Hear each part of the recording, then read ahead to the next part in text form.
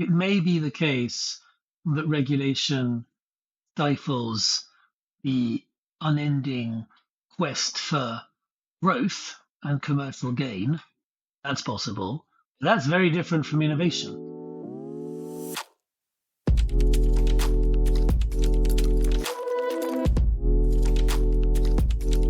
Hi, I'm Jhalak, and welcome to the CCG Tech Podcast.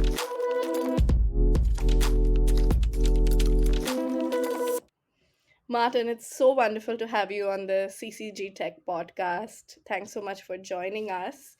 You bring 2 decades of very, very interesting experience across philanthropy, investments, leadership in terms of setting up various organizations, NGOs, multi-stakeholder initiatives, and, a lot of thought leadership over the last 2 decades. Most recently, of course, you've been spearheading the establishment and rollout of current AI and really, really talking about the importance of public interest AI. Would love to hear from you about some of these experiences and how they've shaped where you are today. Thank you. Thanks so much for having me. So maybe just a quick few words on my background, if that's helpful. Right now, I'm extremely privileged to effectively have two complementary jobs. So I'm the chief executive officer of AI Collaborative, which is a philanthropic organization that's part of the Media Group. And a big focus of ours, our main focus is on artificial intelligence, and AI in the public interest really is core to our mission. And then, as you mentioned, in the run-up in the year receiving the AI Action Summit in Paris, I was privileged to be one of the envoys organizing the summit, and I was responsible for the public interest AI component of the summit, which was a big component of the summit.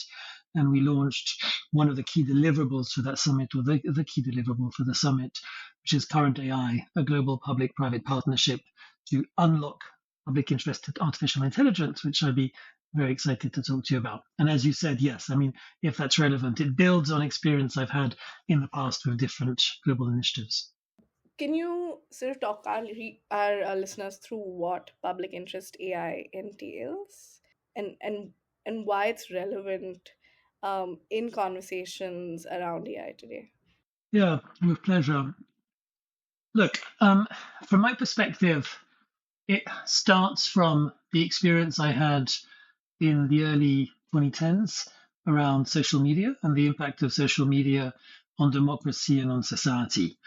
And I feel that there was, and in some ways there was certainly a lot of promise around the impact of social media on society, and that in some ways we missed something important, which is the degree to which these technologies should be outcomes driven, and we should ensure that we bend those technologies to the needs of humans and the needs of society, rather than going where the technology wants to take us, which is more often than not the direction of the business model which underlies the technology. So the reason I give the example of social media is that the business model, which wasn't obvious in the early 2010s, but became obvious in the mid 2010s, became the attention economy. It became advertising, and that created a whole host of different incentives, which we can talk about if you and your listeners are interested, which really sort of drove how social media was, impacted society and was implemented.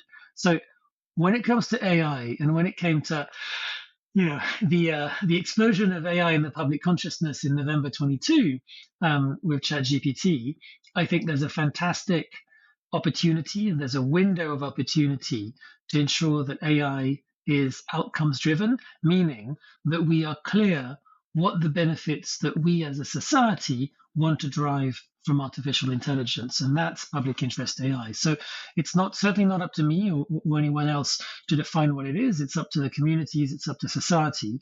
And public interest AI is a combination of, identifying those outcomes and ensuring that the infrastructure is in place to enable that. And so that infrastructure, I'll say very briefly, but we'll dig in no doubt more. That infrastructure, it's the combination, I think, of three things.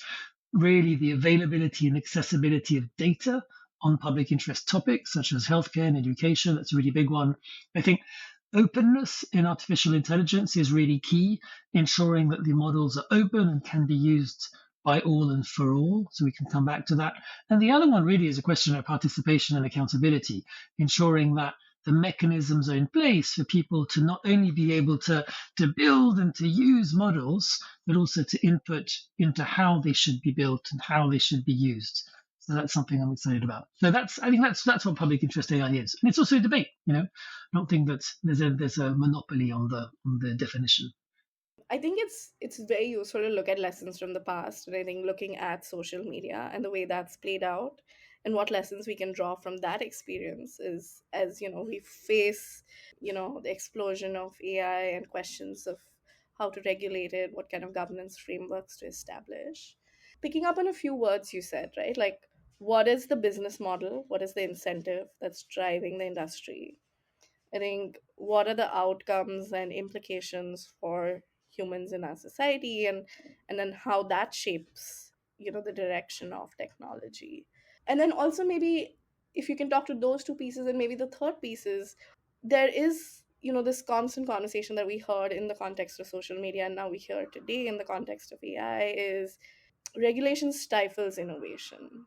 So, given your decades of experience of looking at these kind of issues, and I don't think anyone has the perfect answer to how we regulate AI, and whether it's now or 5 years from now, or do you start light touch right now, but looking at patterns that have emerged from previous cycles of technology deployment and regulation, what are some lessons that we can sort of take from those experiences, and use as a framework for looking at the questions facing us around AI today? Okay, thank you very much. I'll take your questions in order.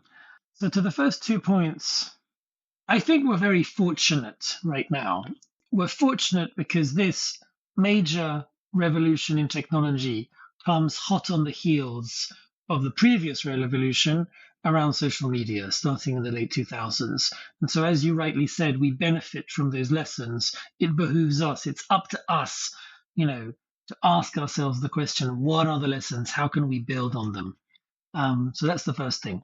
The second one is that, it's not a question of like, social media good, bad. I mean, I used to do a lot of work with a fantastic women's rights or leading women's rights organization in Europe, and they rightly said social media had true impact in this particular country on the women they worked with. On one side, it was incredibly freeing in terms of their voice in the sort of the European equivalent of the Me Too movement after 2017. But on the flip side of that, social media was and is also a vehicle for harassment and abuse of women and girls. So the two, I was very struck in conversation with them that the two coexisted there. So that's the second thing, is to say I'm not necessarily painting social media in a really sort of dichotomous sort of Manichaean black or white light. I think the lesson for me is that there was a moment with social media when I think we had that window of opportunity, and I like to use the term, before the business model was really set in stone. I mean, if you recall, there was that moment, relatively shortly after Facebook was launched, then after Twitter was launched, moment in the late 2000s. Yes, there was a degree of sort of naivety, and people talking about, the impact of social media in the Arab Spring. But that's less what I'm referring to. What I'm interested in is the moment like before it was actually monetized and monetizable. And, a lot of money was spent, a lot less money than is spent now on AI, but a lot of money was spent. And that led to one moment around sort of 2014 or thereabouts for social media to land on the advertising business model. And that wasn't a given, and the advertising business model turned the business of social media to be the business really of the attention economy. And many, many, many people speak about this much more eloquently than I do. And that drove a whole host of different impacts, as your listeners will well know. For example, the prevalence of more and more sort of extreme and sort of radicalized content on social media in order to get people really to stay online. So for me, that's a third point. So for me, the lesson from that is when you have a major technological change, it's very rare for the business model to be clear straight away. And right now, in late 22, early 23, the business model underlying generative AI wasn't clear. And I would say it's still not clear right now. And that provides the lesson from history, that provides a window of opportunity where we can afford to think differently, about things. It's kind of freeing, and it gives everyone a lot more agency. But maybe a last point on the social media example, I spent quite a lot of time in the late 2010s, early 2020s, finding ways to ensure that we can up the positive impact of social media and decrease the negatives. And that's like, I think we did some good work. It's hard work to do once the infrastructure for the industry is really embedded. That's what I mean. Like the infrastructure around generative AI is not really embedded. Like, and you've seen all of the different announcements by, amongst others, OpenAI recently. Like, will the business model be around the attention economy? Will it be around advertising? Will it be a business model which is more focused around subscriptions? Will it be a mix of those? What are the different implications? I think the jury is completely out in terms of how AI agents will function and what people will see, how people will see them delivering value to their lives. So it's exciting, it's a moment where it's open. It's a moment where, you and I don't know. I don't mean to talk for you. I mean, if you do, you should definitely tell us, don't know what the future holds, And so like one future is the models effectively become commodities, so people can shop around from different open models and the value lies really in the products and the services. And there's another future where the value really lies in the model, and the model tend to be more proprietary. And that's the sort of like the frontier side of the model, the side of the future. You've laid a great foundation, and we can move to sort of the next piece, maybe the outcomes piece. I think in terms of your question around what the implications are for humans, I think the way I see it, and the way I see sort of our job, so to speak, is to create the enabling environment. So I just want to be really clear about one thing. This is not about saying what the outcomes should be from a top-down perspective, right? When we launched Current AI at the AI Action Summit, we launched it together with the Paris Charter on AI for the public interest, and that was signed by 10 different countries, including India. And really, the objective of the charter was to define, what that enabling environment for the creation, for the development of public interest AI would be. And that's really around three things: around openness, this notion of a resilient ecosystem being needed to support open AI models, through standards, tooling, and best practices, and really saying, look, openness is super important. It drives scientific progress, it fosters innovation, it enables competition. That's sort of one piece of that enabling environment. The second one is accountability, which is really essential at every step of AI design, development, deployment, and that relies on enforcing national, international frameworks with research and oversight that's baked in. And then the third one is around participation and transparency, which really are prerequisites. That also, incidentally, in terms of lessons for social media, was something that was really difficult to make happen in practice. Transparency as to especially around the content on social media platforms. And I think that in this case, the AI that we're talking about today, large language models, the transparency dynamics are really different. And I'm optimistic about the ability of the field to be able to get under the hood of some of these systems and to really sort of like pry open some of the systems. So for me, it's really those three components, and then together that creates an enabling environment in AI, which will then empower different actors who are closest to impacted communities to really drive the outcomes that they need best. And, those outcomes could have to do with primary education in a particular district. Like that district will have their own needs. I don't know what their needs are. They will know. But the enabling environment, what I would like us to be able to do is to then enable them to build the tech that they need. Coming back to the conversation we were having on if if we are thinking about this dichotomy that's constantly presented about regulation stifling innovation. We've seen that play out in the context of social media platforms, the development of the internet over the last couple of decades. And you are hearing that sort of phrase come up repeatedly in the context of the development of AI. What are your thoughts on this dichotomy that's presented?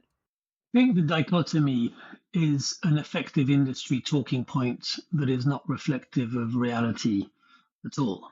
I think that it may be the case that regulation stifles the unending quest for growth and commercial gain.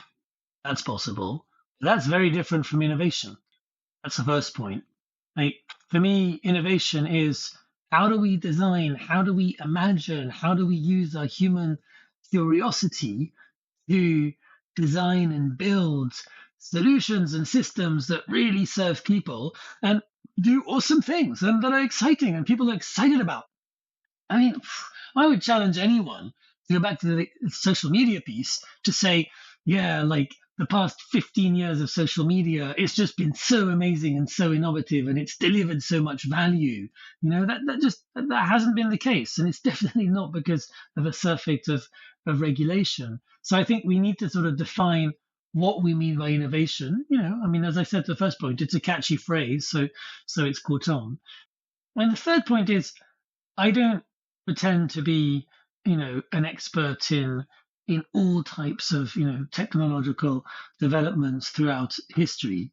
But from what I understand from the experts, it's just not the case that regulation has been stifling that quest for human, ingenuity and imagination and curiosity that really sort of like unlocks development. I mean, if you look at the development of the car industry in the late 19th century and early 20th century, actually the regulation which made cars safer, and then, all the way up to, seat belts, in the latter half of the 20th century is actually what drove, the mass market pickup of the cars in this particular case.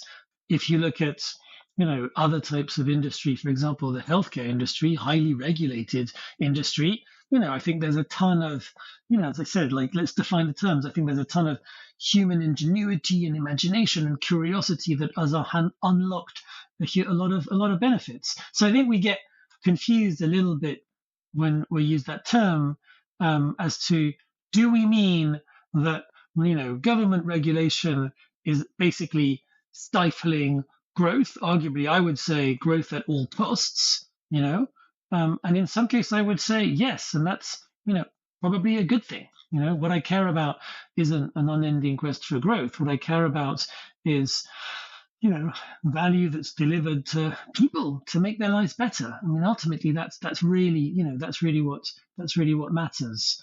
So that's my overall piece. Now, does that entail that I think regulation, in all cases is an unmitigated good? No. Of course not. It would be a ludicrous thing to say. I mean, like it's it's one of the broadest words in the English language. So when you look at issues such as data protection, I think data protection is really important. I think individual privacy is really important. And I also think, and I've been on the record for years saying this, that like as societies throughout the world, we haven't yet found the right way to strike the balance between an important regard for individual privacy so that data about me, effectively cannot be weaponized against me, and the collective benefits of data about me and about others to, unlock impact. And I think, that in some cases, tragically, healthcare and amongst others within that, cancer treatment is a really important example of those. I think there's a lot more that we could unlock, a lot more value and a lot more innovation that we could unlock if we found more innovative collective governance systems, to share data in different ways. But that doesn't mean less regulation. In some cases, it might mean like smarter regulation. It might mean, just like different ways for us to really think through those governance systems. And that's one of the big things that currently I were working on. I'm very obsessed with this question around data access, availability. I started working with the open data movement from the late 2000s. There's loads of stories from that we should commit to or not, depending on your interests. But At this point, my obsession really is, there's been a ton of innovation around compute. I mean, I think that's fantastic, and there's been really little when it comes to data, and that needs to change. There's been relatively little innovation when it comes to like technical innovation, how you separate, the data from the models. There's been relatively little innovation, I think, when it comes to governance. I'm not saying there hasn't been any, there have been, but they haven't really got to scale. But I think that's like sort of slightly irrelevant as to the degree to which regulation has been impacting that or not. Well, you set me up perfectly for an area that I did want to explore with you on this conversation, which is, over the last couple of decades, we've seen a lot of development around regulation of personal data.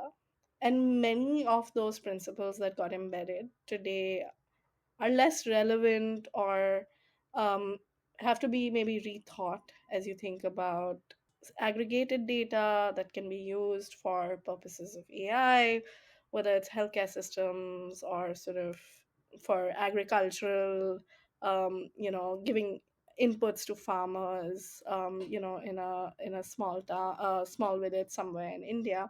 One of the things you mentioned is sort of open data movement.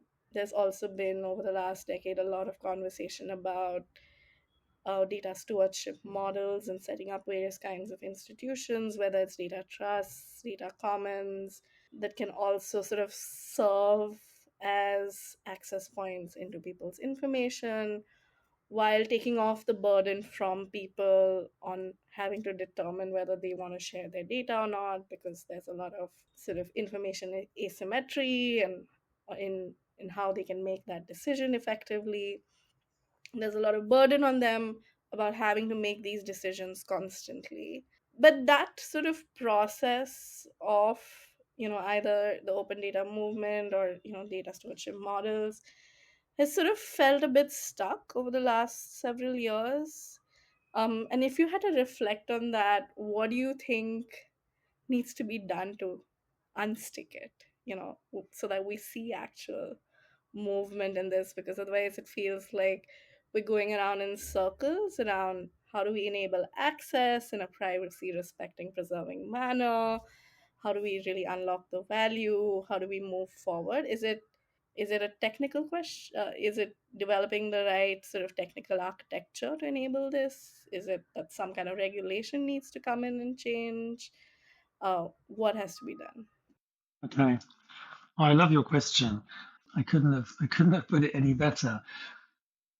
The first point is to strongly agree with you with your hypothesis, right? I do think that that movement has felt stuck over the past several years.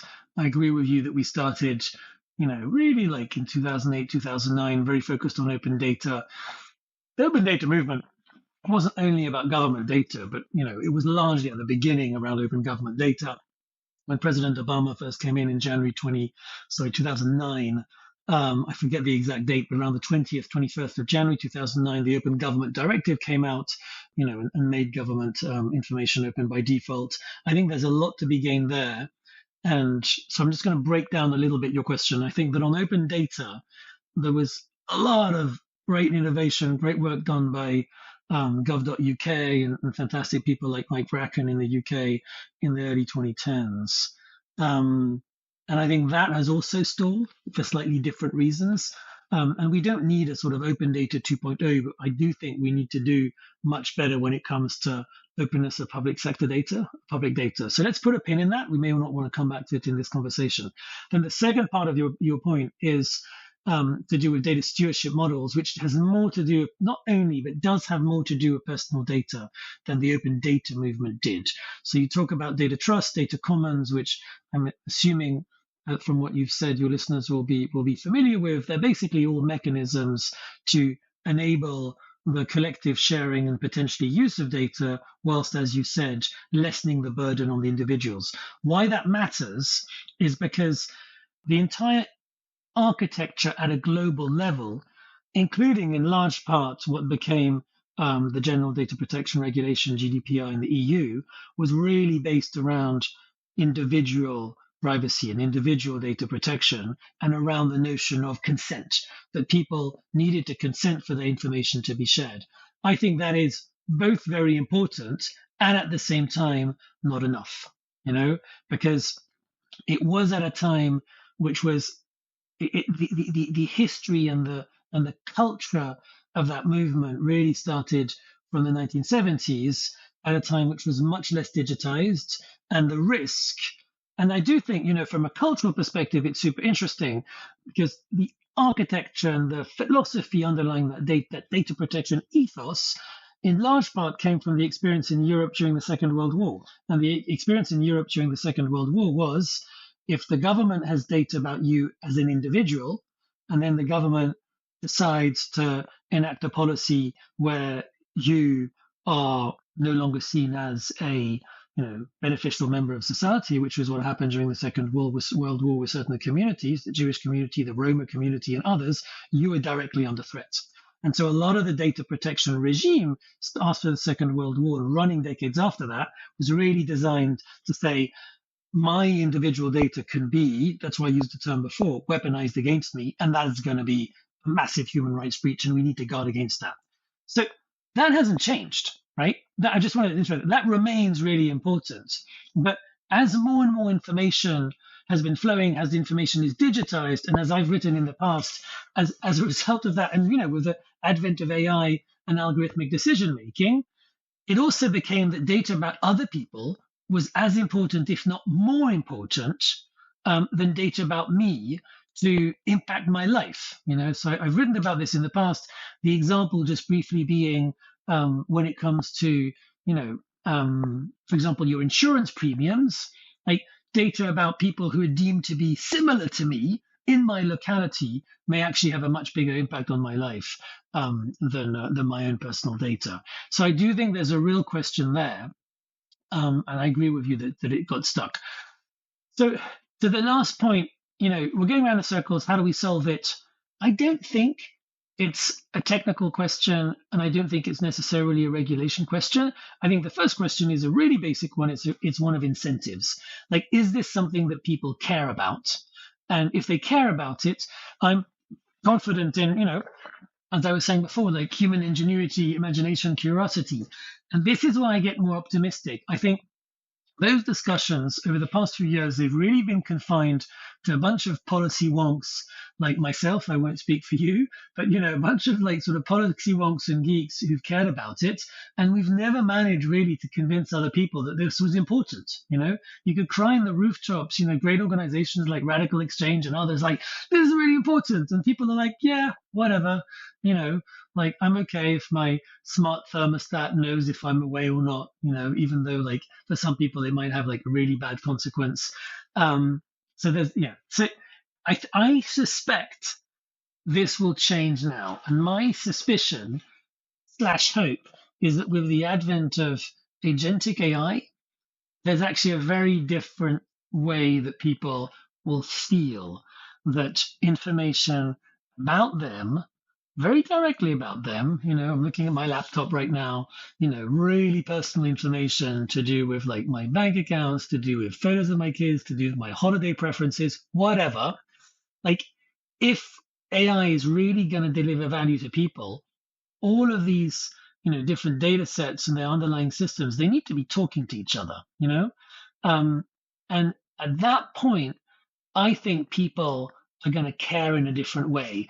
And this is back, and I'll finish on this, back to the window of opportunity, right? Right now, I think people, they're not familiar with the technology, and the technology doesn't really work yet. You can't really go onto ChatGPT and say, organize my whole holiday, and then boom, like it's booked, the train travel is booked, and that's what they're trying to do, but we're not there yet.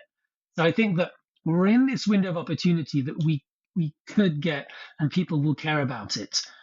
If we miss it, what will happen is in a few years' time, if the systems are in place there and they start to work for the majority of people, but not for the minority, then I think it'll be much harder. We'll be back in the same situation of being a little stuck. Picking up on the piece that you were just discussing, which is sort of the harms that can emanate to users from AI technologies, whether they're there yet or whether those harms and safety concerns, security concerns unfold in the years to come. One of the key themes of the India AI Impact Summit which is scheduled for February 2026, is sort of safe and trusted AI. And I know this is something that was also explored at the Paris Summit. It's something that is a key area of focus for current AI as well. So, if we really look at questions of AI harm, risk, safety, what do you think are mechanisms of accountability that need to be set up? Is it public interest auditing and oversight? Is it development of tools, standards, best practices, governance models by civil society, think tanks, academics? Um, if you had to sort of lay out a plan for the next sort of 5 to 10 year period, um, around what developing mechanisms of accountability should look like, what is the sort of the pathway that you would lay out? Yeah. Look, first of all, thanks for asking. I think it's a critical issue. Most people would agree it's a critical issue. It's an area where we've had a massive transparency gap, which I mentioned before, and that many actors are working to resolve. I think it's an area where we could, wrap ourselves up in circles, trying to ensure that the whole piece is coordinated.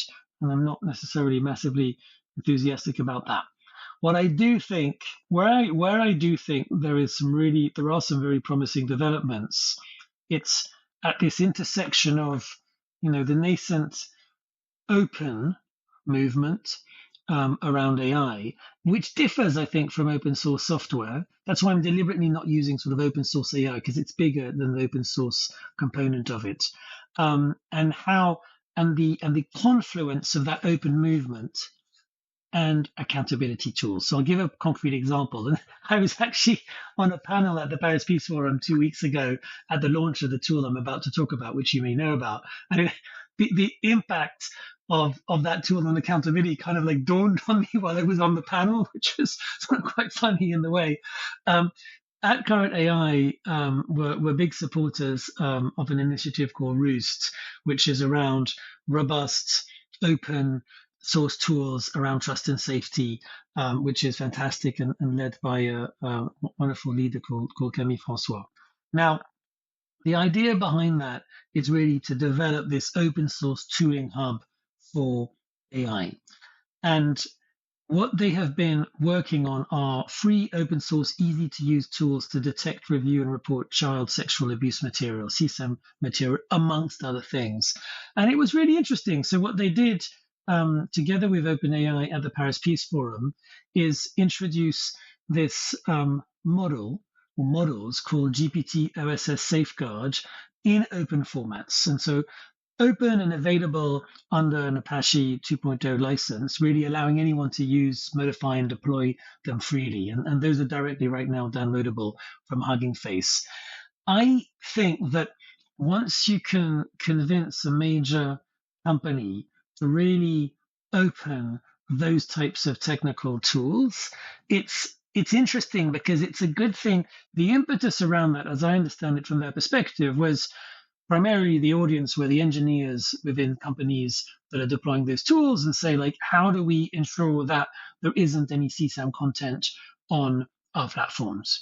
How can we work on that? And so from that perspective, OpenAI, releasing GPT OSS Safeguard, I think is going to be helpful from a learning perspective for the field. And so that's one point.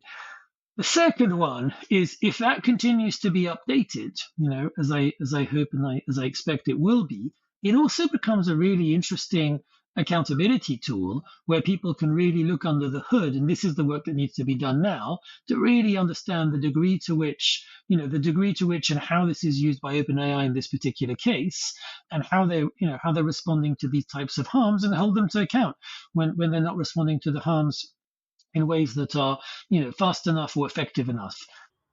Sort of two thoughts on the safety accountability piece. A lot of the conversation around safety has more of a technical focus, which obviously makes a lot of sense. These are very technical tools and products. And you need technical communities to be involved to really suss out what the challenges are. Um, what is the role that social science researchers, ethicists, lawyers can be playing in conversations like AI safety that tend to get fairly technical very fast? And I'm also plugging in here, do we need to have a broader definition of AI safety that's not so technical, that also sort of embeds in its socio-cultural, economic, societal elements in how AI safety is conceived? And I think sort of the second piece of it, if I sort of go back to the conversation we were having on social media, and what lessons we can take from there in terms of how AI governance sort of gets structured. Um, a lot of the concerns around holding social media accountable is, these companies are constituted in particular jurisdictions, and other jurisdictions sort of have, had questionable success in holding companies accountable, making them open up and share information. Um, so similarly, I think, as we're having conversations about AI, particularly in global South context, a concern that sort of comes up repeatedly is, you have your foundational models. A lot of how do you sort of account for safety concerns, and really effectively provide that feedback and input and design accountability mechanisms around these models, where they're really sitting in another jurisdiction, very often don't have much presence in a lot of global South jurisdictions. um, and then sort of, are we really focusing on downstream applications that are being built on top of many of these foundational models? But there's only so much perhaps you can do at that level if the very sort of roots of what you're building on has sort of various problematic elements within its design. Thank you. There's a lot there. Let me try and be brief. On the first question, yeah, I'm not sure. Okay, I think there's two things. I do think there's an issue with the definition of AI safety. I'm not sure, to be honest, that it's really that it's defined in a technical way. I mean, I was present at the Bletchley Park AI Safety Summit in the United Kingdom in early November 23. I think part of the issue there was a slightly narrow definition of AI safety. We talked a lot with different stakeholders in the run up to Bletchley Park in September, October 23. There was quite a narrow definition, which was safety initially seemed to equate ensuring that humanity was guarding against catastrophic risk as a result of AI. And I think, a number of different stakeholders really got engaged to broaden that definition to say, look, like it really also talks about the risks here and now. And look, we don't gain that much from making a sort of dramatic sort of opposition between long-term catastrophic risks, which are important, and near-term risks, which are also equally very important. So I think that one of the legacies of the Paris summit was very much broadening that definition and to say that, like it has to do with a broader category of risks. And then also to give credit to the UK government, I think once people sat down in Bletchley Park, it was also, by then a broader definition after that period there. So that's one point. As a result of that, for me, yes, I mean, the fact that this is a socio-technical approach is clear. That's baked in. And this is where we got, in some ways, a little lucky with the timing. I'm sure not everyone would agree with that. But, at that moment in the mid 2010s, to go back to sort of lessons from sort of very recent history, 2015, 2016 is when we started better understanding, and from philanthropy perspective, supporting work that sought to understand the evidence when it came to the impact of automated decision making on people, right? Many of your listeners will remember there was a seminal ProPublica study called Machine Bias, looking at the impact of sentencing algorithms in the United States, And so that and other studies at the time that really led to a lot of great work. It led to the creation of, a number of different academic conferences, some of which I was, privileged to have some role in shaping up from the funding perspective, in terms of what started off with being fairness, accountability, transparency, and machine learning. So that's a field that's young, but it did have 10 years between 2015 and 2025 to develop that socio-technical approach. So I would hope that it's a given that it is not just a technical solve, it is a socio-technical approach, and really understanding and bringing in the question of impact on communities is baked in from the get-go. Now, if you feel that's not the case, that's a really important conversation to be having. So that's, I think, my take on your first question. And on the second one, you were talking about the less in social media and saying there's only so much that you can do when the companies in different jurisdictions. I think here we really need to get specific about what we mean by AI sovereignty and what's possible or not. I'll give hopefully a succinct answer to you on that. I think we need to look on a country by country basis at the stack that's being used, and then within that AI stack, we need to identify three things. What are the components of the stack that need to be sovereign and can be sovereign? What are the components it doesn't really matter, because effectively the balance of cost in order to make them sovereign like overweighs the benefits. And so I think there's a conversation there. Like, are we all going to start sort of like redoing the undersea cables? Probably not, So there's a sort of a second piece. And then the third piece, so what are the components of the stack that like really need to be public goods? I think some of the things you were just talking about actually ties in to one of the themes that the Indian government has for the AI summit, which is democratizing access to AI. And maybe, this is the last question I have for you, and we can close on this. One of the things that, there's a lot of focus on is, and you mentioned this earlier, is sort of multi-jurisdictional development of AI ecosystems. Can you talk about what democratizing of AI and sort of having local AI ecosystems would need? What layers of the stack you believe need to be developed within a country? And I know more particularly at current AI, there's a lot of focus you have on building multilingual data sets and sort of leveraging the power of that for communities and people. And that's a big part of democratizing access to AI, is people being able to access AI in the languages that they sort of speak and read. That's where true impact can be sort of unlocked for a large sort of set of people. Look, linguistic diversity is clearly vital to the success of public interest AI. Like AI systems right now, they can really help diagnose diseases from medical scans and write code in dozens of programming languages. But the crux, as you've hinted, is that most major models, they're really trained on internet data where English is much more prominent. And that's an issue. So we need to have, as layers of the stack, we need to have these approaches through projects like Bashni in India, that really contributes to multilingual diversity. I mean, I was actually struck 96% of languages are spoken by fewer than 1 million people each. And all of these and many others are systematically underrepresented in AI infrastructure. And it's not just a question we need to do better.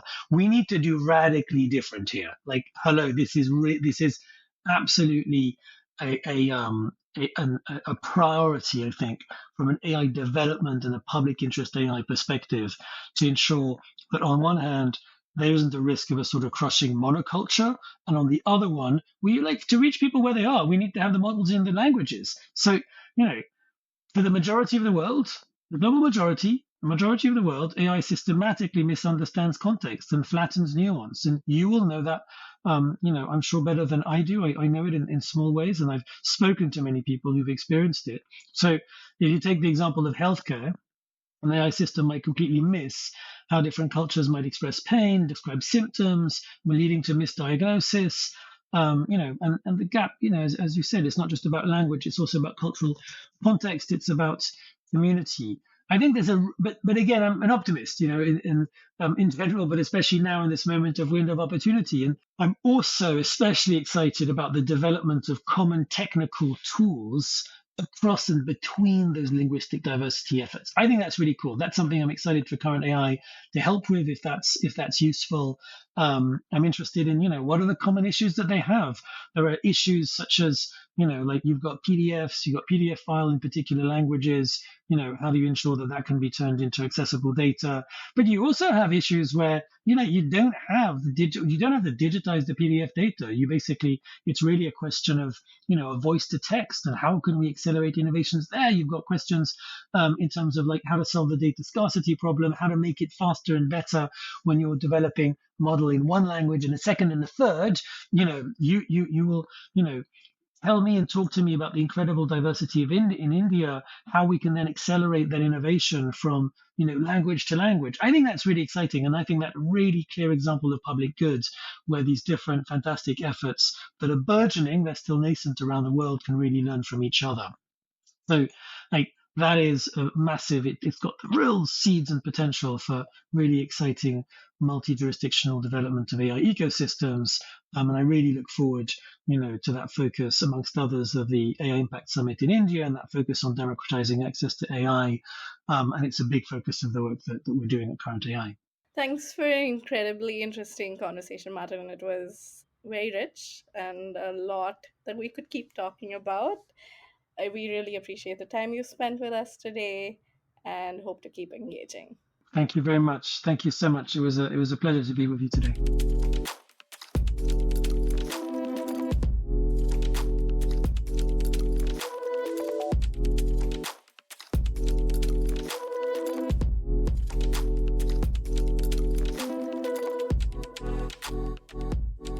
We would love to hear your thoughts on the episode and your suggestions on what topics you would like us to cover. You can reach out to us through email or find us on our social media. We will link to details of these in the show notes. Lastly, we would like to thank National Law University Delhi for their support in creating the podcast. If you enjoyed the conversation, please like and subscribe wherever you're listening to the podcast. We look forward to bringing you more content. This podcast is created by Center for Communication Governance at National Law University Delhi. This episode was edited by Gopika.